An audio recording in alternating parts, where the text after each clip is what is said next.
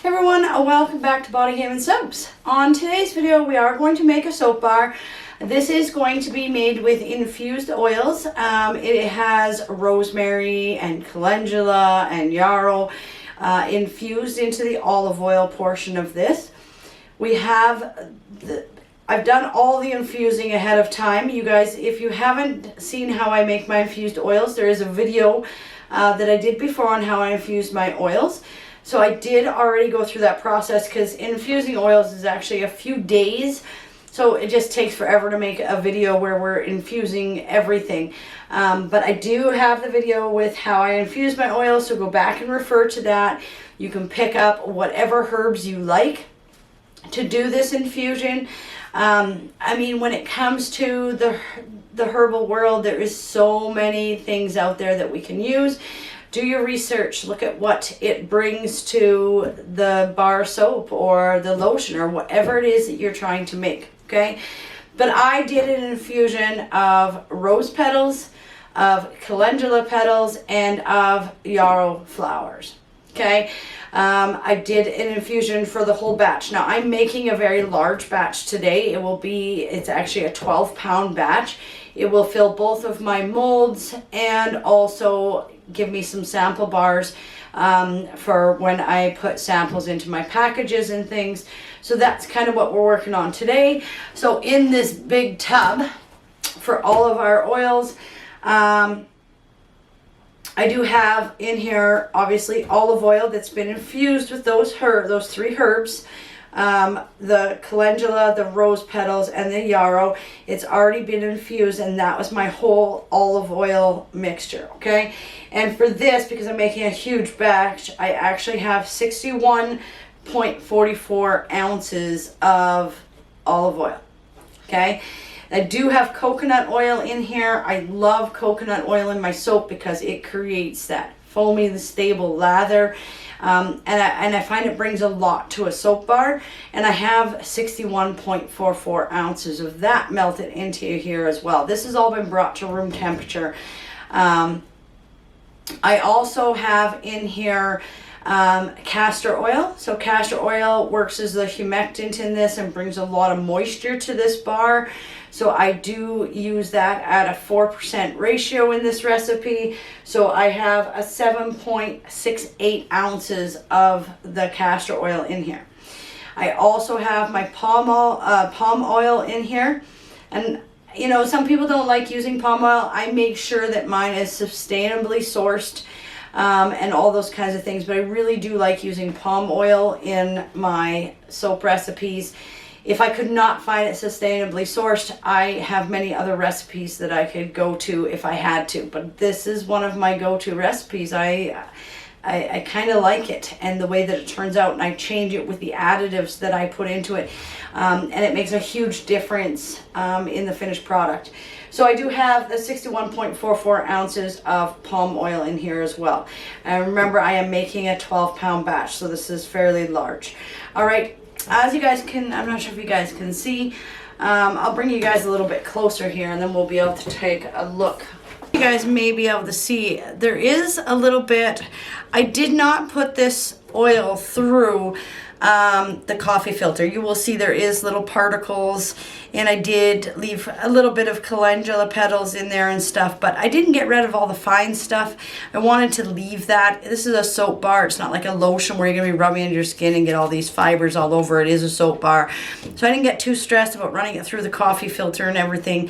So you will see there is particles in here. I find it adds character to this bar. Okay. If I was using the infusion to make lotion or whatever, well then I would go through the step of putting it through the coffee filter to make sure all of the fine particles and everything was removed. But that's what I have in here right now. So this is kind of opaque color because it has been sitting all day. It has definitely gone to room temperature. And with the olive oil being infused, it actually is a thicker oil. Once you guys start working with infused oils, you'll see there is a natural distinction between the oils, especially once you start blending them. You'll see the consistency change, and it's all of the stuff that it pulls out of those herbs, changes the molecular structure of the olive oil or whatever oil you're using, whether it be hemp or whatever.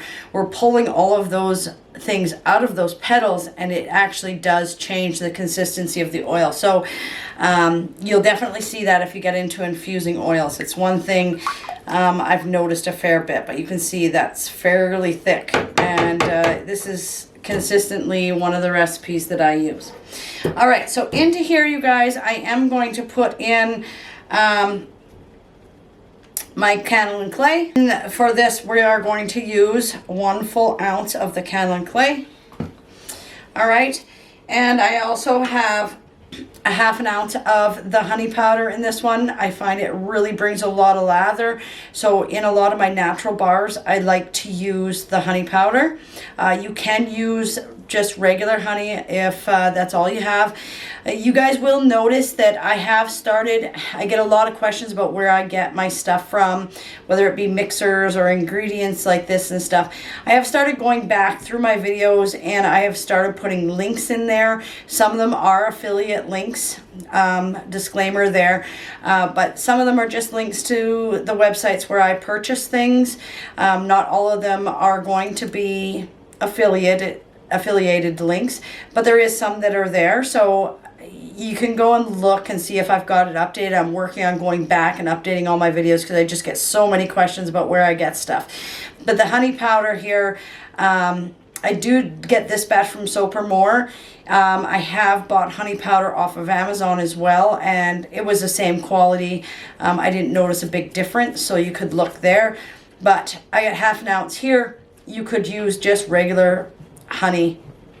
I mean, if you have a honey farm close by and you can naturally source it, that's an idea too. So, I mean, really all they've done is freeze dried the honey and then ground it up. That's how they make all these powders. They just freeze dry them, which is no chemical reaction or anything. It just turns it into a powder, sucks all the moisture out of it. That's essentially how they make all these powders, you guys. So I just find that with the honey powder, I don't have as sticky as bar does. It cures a little bit faster for me. So we got that in there. And I'm also going to use coconut milk, and I'm just using a can of coconut milk. I'm going to use a full can in here, and I've just kind of poured it into here and stirred it a little bit to kind of break up the lumps. It was a little bit settled. So we're going to put a full can of the coconut milk in here.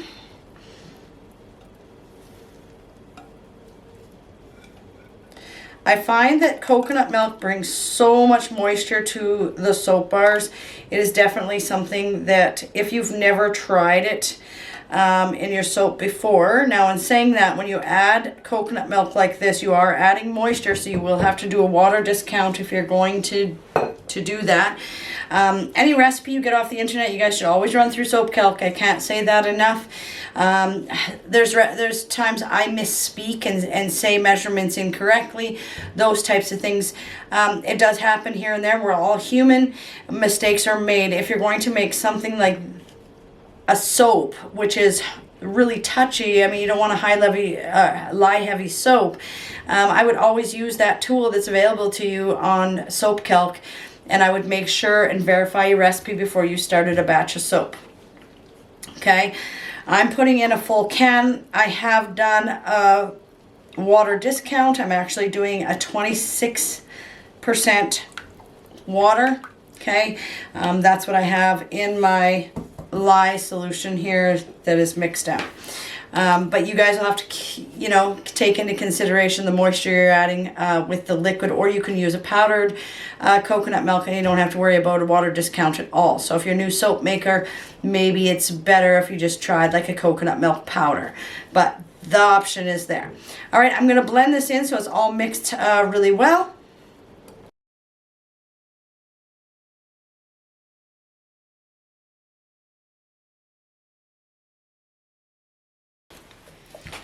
Okay, so now that I've got that blended, maybe you guys can see those little parts of especially the calendula, because I wasn't really careful with that. I don't mind the calendula in there. It's not hard, so when it's in the soap bar, it just adds character and it's not going to cause any problems in my soap. And it gives it, you know, a definite look. We know calendula is in that soap bar. Okay, so that is as far as my additives for this. I then have my lye and water solution, right? So depending on what size batch you're gonna make, go into Soap Calc, punch in your oils, take a look at it. I did do a video on how to use Soap Calc if that's something that you're unfamiliar with, and it'll give you your measurements for your water and your lye. All right, solution, and I'm just going to simply put that in. Now, because my oils and stuff are quite cold, and this is something you might run into if you get a little bit behind like I did today, they're both room temperatures, but you're going to see almost like this batter start to rise, but then you just keep blending and it goes away. It's just because the oils and the lye are so cold when they start, and then they start to heat up. But I wouldn't call it really ricing. It almost looks like it, but it doesn't really go to a ricing point where it doesn't ever come back.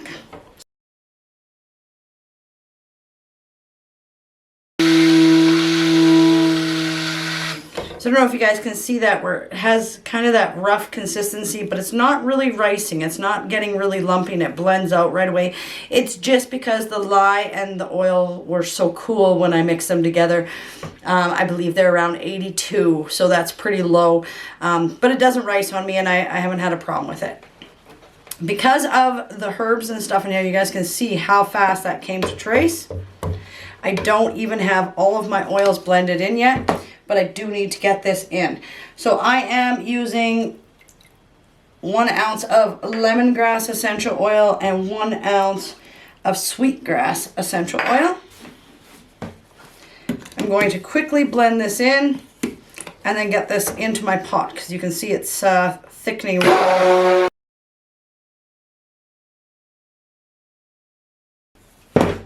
So you guys can see how fast this one is moving, and that is, it's not the essential oils. I've used those many times and it was thickening before that. I can tell you it is those herb infusions, just because I have done this many times. It does create trace to speed up when you start playing with these herbal infusions. Some will be different than others. I'm going to make sure that I have all this mixed in before I have soap on a stick here.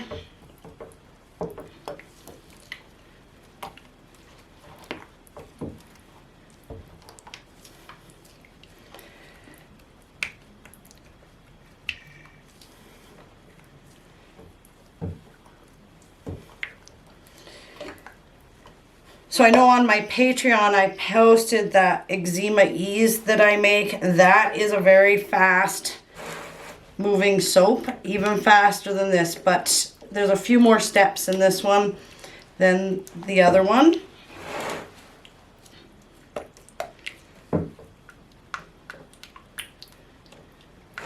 Okay, so let's get my soap bowl here. I find this tub really big to try and lift. So I'm just going to get rid of that stick. And you guys can see how fast this is setting up. We're just going to get it in our mold. It's no swirls or anything with these types of bars. You guys seen me do the carrot turmeric one last video, and you seen that was a fairly slow moving one. It just really depends on the soap. When you have a fast moving soap like this, we're going to tap it. Try and get it all down in there. Pour a little bit more in here.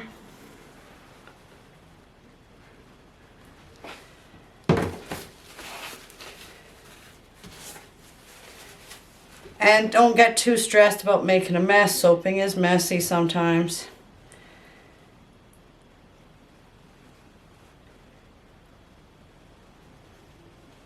Okay, give it a couple taps. Oops, just got that all of this.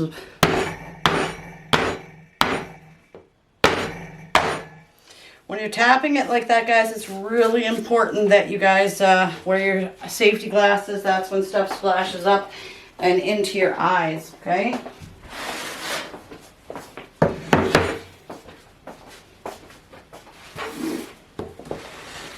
Move this one out of my way, and we're going to fill this one.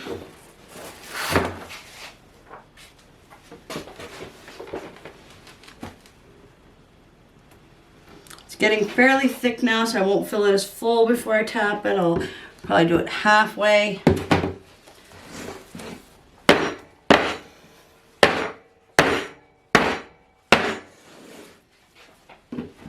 But when soaps get thick, you guys don't give up. It is salvageable. I make actually quite a few bars that are fast moving, just because I really like the soap and I want to make it. Some people, when they have a fast moving soap like this, they'll just give up and never make it again. Me, if I like it, I'm going to continue to make it.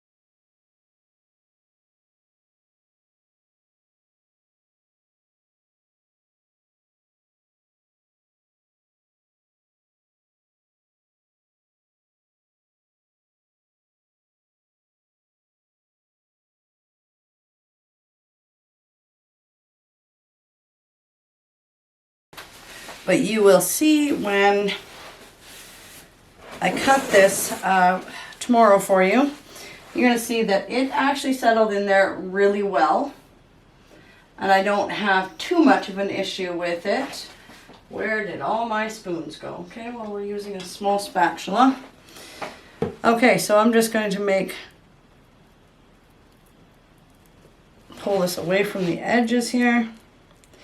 And this soap is going to get really hot, so it is going to definitely crack down the middle. So all I want to do is just bring it away from the edges. You can see how thick that soap is already.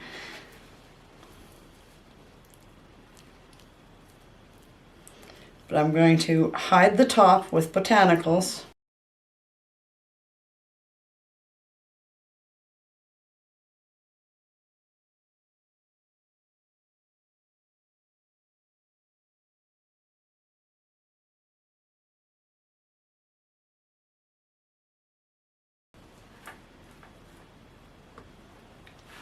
It kind of stays like Play-Doh, so you don't have to get too panicked. Once you get it into the mold, you'll see when I cut it, there is very few bubbles in here. Just do it in stages and layer it. I'm just going to clean up the edges here.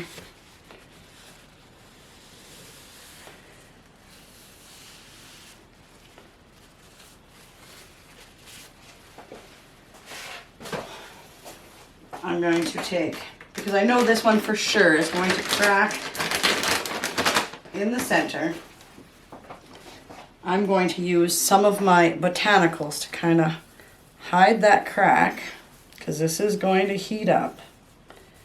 So I'm just going to put a light layer of these botanicals on there.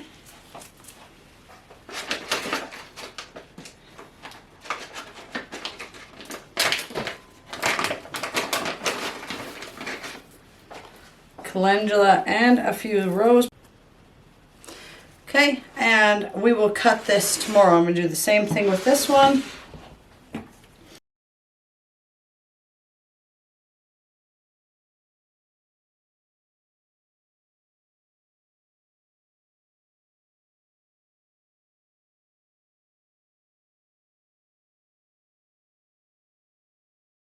give those a little press, and I'm going to give them a little spray.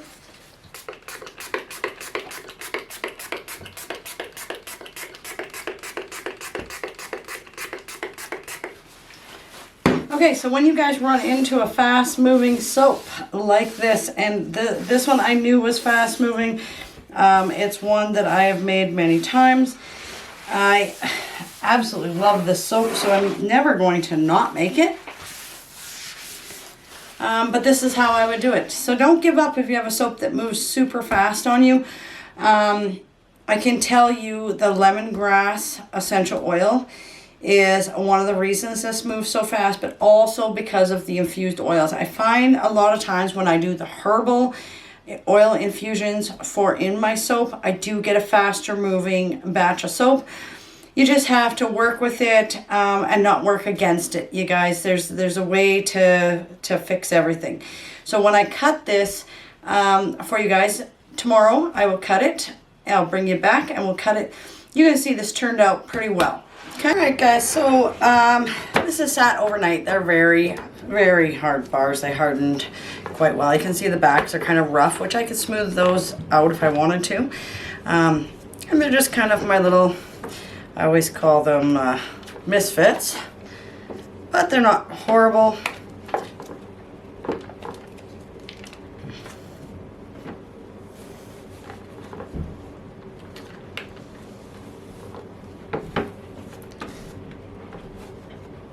And I use a lot of these little bits that are left over for personal use and stuff, so the perfectness of them doesn't really matter as much to me. It is not a product that I am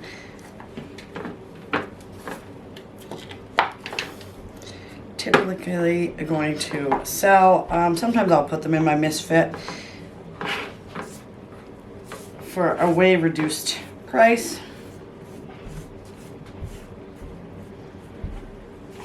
It gives people an opportunity to try my bars. They're not perfect, but they're still wonderful bars of soap. So that's kind of that part of it. Let's take a look at the loaves themselves.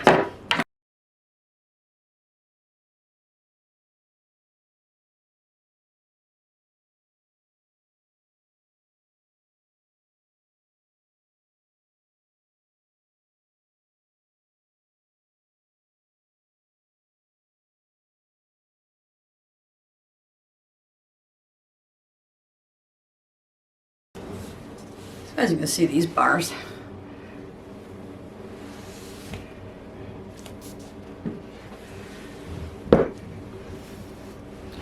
turned out quite nice.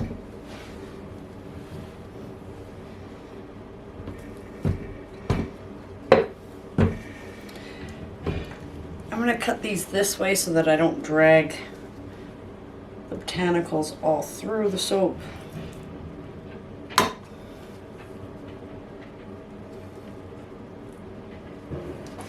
But you can see a nice solid bar of soap.